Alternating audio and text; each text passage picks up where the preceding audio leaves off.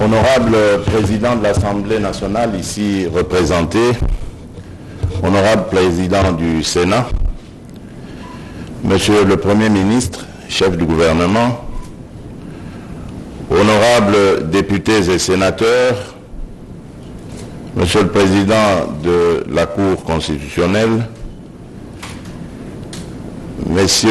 Mesdames et Messieurs les membres du gouvernement, Mesdames et Messieurs les participants, distingués invités en vos titres et qualités.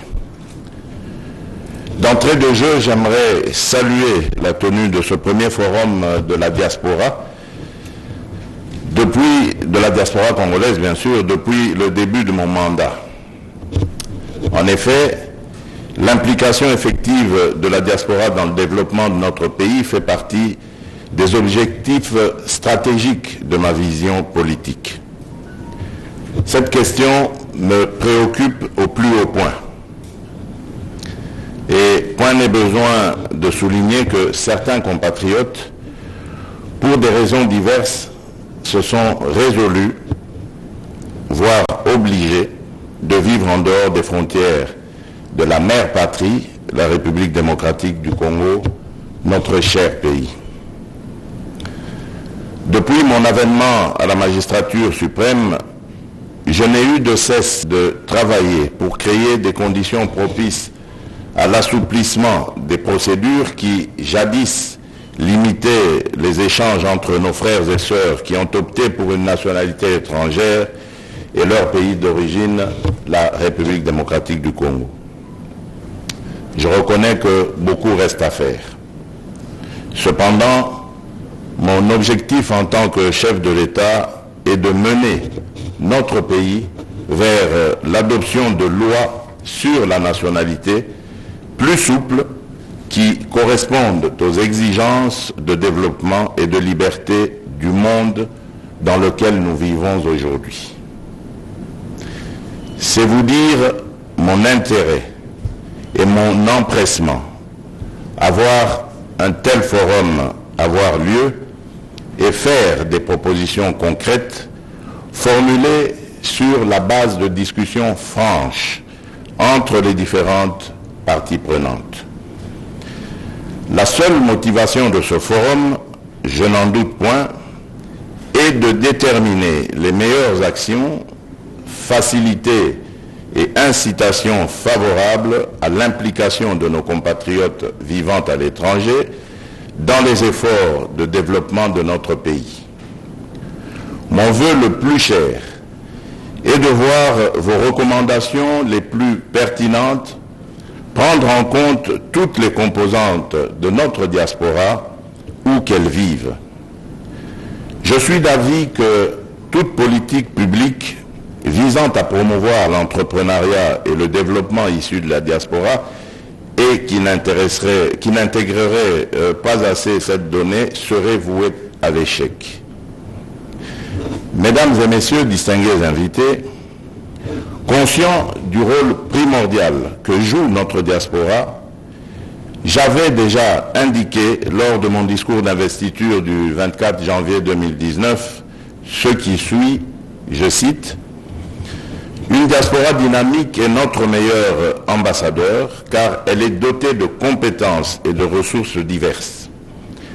En effet, nos compatriotes à l'étranger disposent d'expériences diverses. Nous connaissons leur patriotisme et entendons les associer plus fortement à notre vision du Congo par une série d'initiatives. » Fin de citation. Nous avons depuis fait assouplir significativement les procédures d'entrée et de séjour dans le pays pour nos frères et sœurs ayant acquis une nationalité étrangère. Nous nous sommes employés à travailler sur les conditions propices à l'amélioration du climat des affaires en général, mais aussi sur les spécificités propres à notre diaspora. C'est dans cet ordre d'idées que, depuis l'année dernière, j'ai créé au sein de mon cabinet un service technique spécialisé dénommé Cellule Climat des Affaires, CCA en sigle, dont la mission principale est d'étudier, analyser, évaluer faire des propositions et prendre des initiatives se rapportant à l'amélioration de l'environnement économique et du climat des affaires dans notre pays. En effet, cette cellule ainsi que d'autres entités publiques pertinentes réfléchissent sur les réformes qui couvrent divers aspects de la vie économique du pays, notamment dans les domaines clés de l'investissement et de la fiscalité. Ces réformes devront être les plus pratiques possibles et devront comporter une exigence de simplification des procédures tout en permettant un recours utile à la numérisation et à l'utilisation optimale des nouvelles technologies de l'information.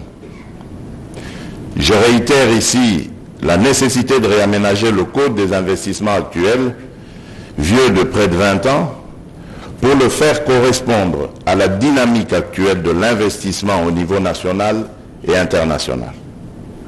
Je pense notamment aux efforts d'intégration africaine en cours. Mesdames et messieurs, distingués invités, selon les statistiques de la Banque mondiale, la diaspora congolaise a transféré au pays 2,1 milliards de dollars en 2019, 1,9 milliard de dollars en 2020, malgré la pandémie de Covid-19. Ceci témoigne de l'engagement de nos concitoyens à la cause nationale et de leur attachement au pays de leurs ancêtres. Ces montants représentent plus ou moins 4% du PIB de notre pays, bien sûr, qui s'élevait à environ 50,4 milliards de dollars américains en 2019 contre 49,87 milliards de dollars en 2020. Comme vous pouvez le constater, les transferts de la diaspora vers notre pays dépassent largement l'aide au développement fournie annuellement par les pays les plus nantis en faveur de la République démocratique du Congo.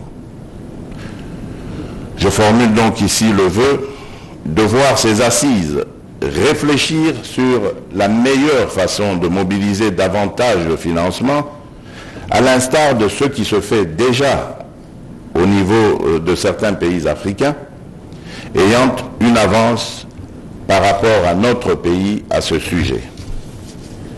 De même, à mesure que se développent les outils de transfert de fonds vers notre pays, il serait utile à ce forum de se pencher sur le meilleur moyen de baisser le coût de transfert y associé. Ce qui pourrait avoir pour conséquence d'augmenter le montant net utilisable, non seulement pour financer les besoins sociaux de base, mais également et surtout pour l'investissement. L'une des faiblesses auxquelles notre pays a toujours fait face est la difficulté d'accès au crédit en général et au crédit à des taux d'intérêt attrayants pour promouvoir les investissements. Ce forum ferait œuvre utile en proposant des procédés innovants qui peuvent utiliser le poids considérable d'un tel volume de transfert pour inciter les taux d'intérêt à la baisse et faciliter la création de structures financières adéquates pour résorber tant soit peu cette difficulté.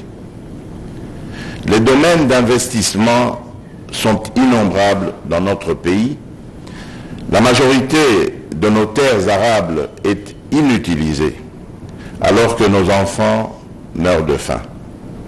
Nos concitoyens, surtout ceux vivant dans nos villages et zones périurbaines, vivent une pauvreté insensée, non seulement au regard de l'immense héritage en produits du sol et du sous-sol dont nous sommes tous propriétaires, mais aussi la jeunesse qui constitue une potentialité pour notre pays. Sortir de ce paradoxe est la raison d'être du programme de lutte contre la pauvreté que j'ai lancé en 2019 et d'autres initiatives analogues en cours. Mesdames et messieurs, distingués invités, en dépit de nos rivalités partisanes, d'ordre politique ou autre, nous devons arriver à créer un consensus national sur la participation de tous à la construction d'un bien-être commun pour le développement. Ce forum doit transcender nos petites querelles byzantines et privilégier le sort de notre pays. Nous devons rester concentrés sur l'amélioration des conditions de vie de nos concitoyens par l'activité économique, par le service public et par le mouvement associatif. Je souhaite que ce forum et d'autres du même genre créent l'émulation nécessaire en montrant qu'il est possible de travailler ensemble pour avancer ensemble. Nos frères et sœurs qui vivent à l'étranger, dont certains ont changé de nationalité, ne sont pas moins congolais de cœur et de sang. Leur envie de réfléchir avec d'autres pour faire avancer leur pays est un droit inaliénable et la nécessité pour le gouvernement de leur faciliter la jouissance est un devoir. C'est l'occasion pour moi de saluer tout particulièrement la participation à ce forum des membres de la diaspora, toutes sensibilités politiques confondues. Vous avez répondu présent, physiquement, dans cette salle ou par vidéoconférence, à l'appel de vos compatriotes, malgré vos innombrables occupations. Vous représentez bon nombre de nos frères et sœurs qui n'ont pas pu participer à ces réflexions. Je compte sur vous pour leur transmettre fidèlement les conclusions de ce forum, mais aussi la disponibilité de leurs compatriotes restés au pays pour travailler ensemble au bien-être collectif. Je vous souhaite à toutes et à tous un forum fructueux dans un esprit patriotique. Ainsi, je déclare ouvert le forum sur le thème Diaspora congolaise, actrice de développement et de lutte contre la pauvreté. Vive la République, que Dieu bénisse la République démocratique du Congo. Je vous remercie.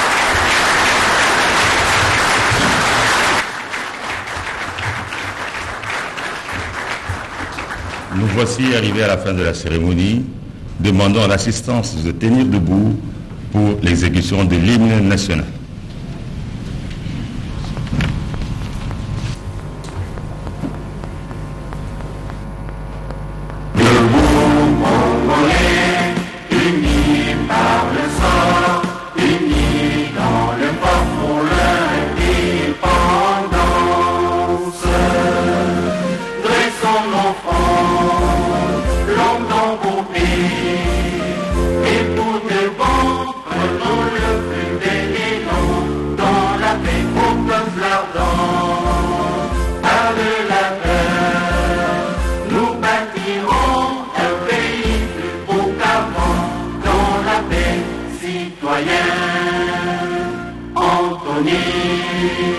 L'hymne sacré de votre solidarité, fièrement saluer l'emblème d'or de votre souveraineté. Congo, don béni, Congo, des aïeux, Congo, au pays, Congo, bien-aimé, Congo, nous peuplerons ton sol et nous assurerons ta grandeur. 30 juin au doux soleil, 30 juin du 30 juin, jour sacré soit le témoin, jour sacré de l'immortel, serment de liberté, que nous léguons à notre postérité pour toujours. Voilà, très chers téléspectateurs, c'est parti avec le forum sur la diaspora congolaise, acteurs de développement et de lutte contre la pauvreté. Les coups d'envoi vient d'être donné par le président de la République, Félix-Antoine Tshisekedi Tshilombo, qui s'est montré plus que jamais rassembleur, car il est conscient qu'au niveau de la diaspora, il y a la partie qui est pro-pouvoir et la partie qui est contre le pouvoir, mais il rassemble tout le monde, il veut mettre tout le monde à l'unisson pour que tout le monde puisse conjuguer les efforts afin de contribuer au développement économique du pays. Le président de la République qui venait de saluer notre estimé confrère Marius Munga qui réside aux États-Unis au même titre que Doudou Chamala qui nous suit de très près à partir des États-Unis. Il est dans la ville de Dallas. Doudou Chamala qui suit attentivement tout ce qui se passe au pays au travers de la radio-télévision nationale congolaise. Doudou Chamala, un coucou à toi et à toute la communauté congolaise qui vit à Dallas, précisément à Texas. Voilà, le président qui quitte la salle, très chers téléspectateurs, il les salue, cette diaspora qu'il a appelée à l'unisson, pas de diaspora pro-régime, pas de diaspora contre-régime, il veut voir la diaspora à l'unisson pour qu'elle contribue au développement économique de notre pays. C'est un message fort, hein, Joseph Oscar Mbalkaï. Un message très très fort, un message porteur. Le chef de l'État l'a dit dans son speech qu'il veut créer des conditions propices pour de faciliter à la diaspora congolaise. Celui qui a acquis notre nationalité n'est pas moins congolais que celui qui est resté au pays. Il a dit que nous sommes tous des Congolais de cœur et de sang. Et il a demandé à ce que le chef du gouvernement de la République puisse permettre